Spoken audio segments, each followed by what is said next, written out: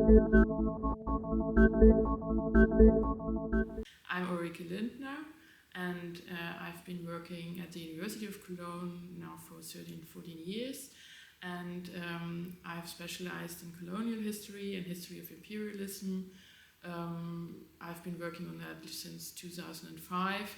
And more recently, I have had an interest in colonial labor and bonded and forced labor, especially in Africa. So my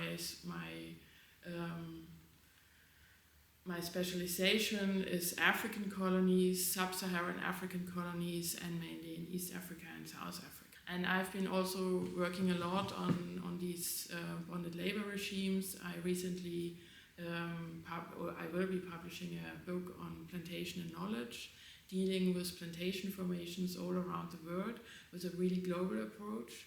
And I have also, some years ago, I co-edited a book on bonded labor, dealing more with a sort of a phenomenon in an abstract way.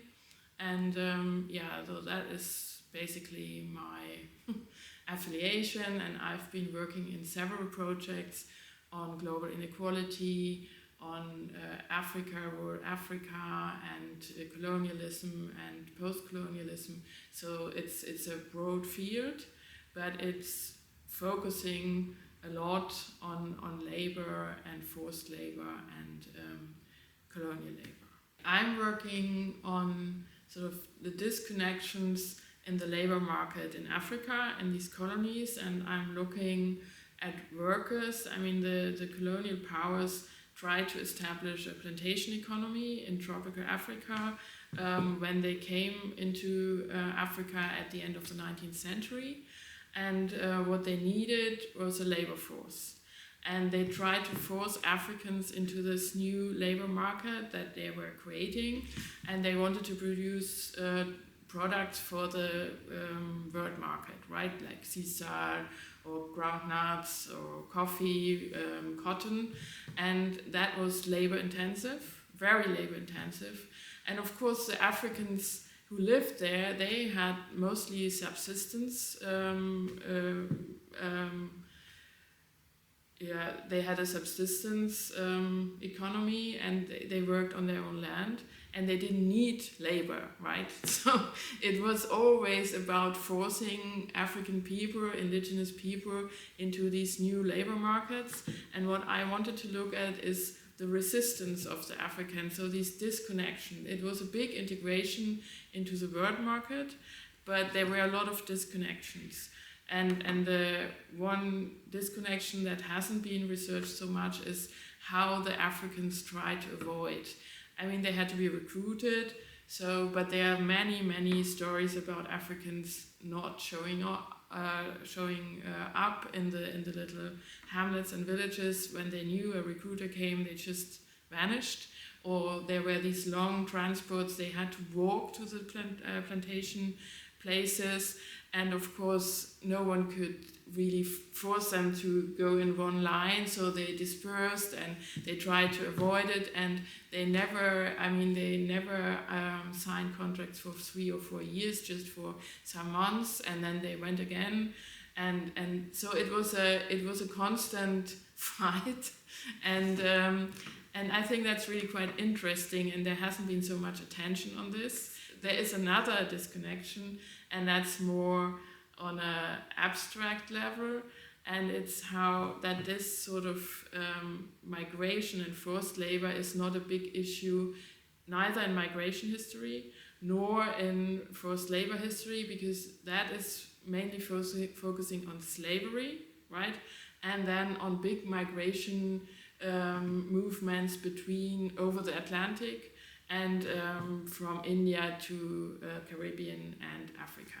And so this migration of Africans in Africa, also over borders, and this enormous amount of forced labor is a rather neglected topic. So that's the second disconnection. Yes, I mean, what I found really interesting when I applied for my scholarship here, to think about this in the way of disconnectivity, because it's always seen as a big integration, the integration of Africa into the world market, the integration of African rural areas into, they are connected with infrastructure to the coast, and sort of the new products are coming on the big economic market, and there's this speech of opening up markets, right? But that is not the case often. It was very hard to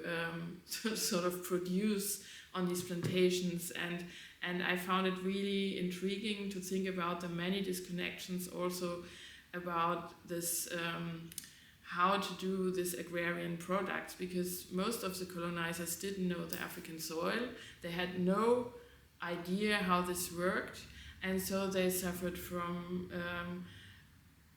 bad harvests, they had pests, they had all sorts of things, but they never thought about asking the indigenous population, but they always said, we have to do it in a Western style, we have to do it sort of in a big style, we have to do these huge plantations, and that's the way forward. So it was also a disconnection of knowledge between the indigenous knowledge that was quite good with dealing with these pests and for example also with malaria, with sleeping sickness, and to avoid this, to do certain forms of agriculture. And also the soils are not good in most of the African countries, but the colonizers thought it's great because they saw the jungle, right? But the soil is not very fertile. And so it's also this disconnection of knowledge, and I found it really interesting to think about these different levels of disconnection and to come to this topic with a new angle. And I try to write now I'm just writing some articles on this and trying to use this angle, and I found it really very inspiring.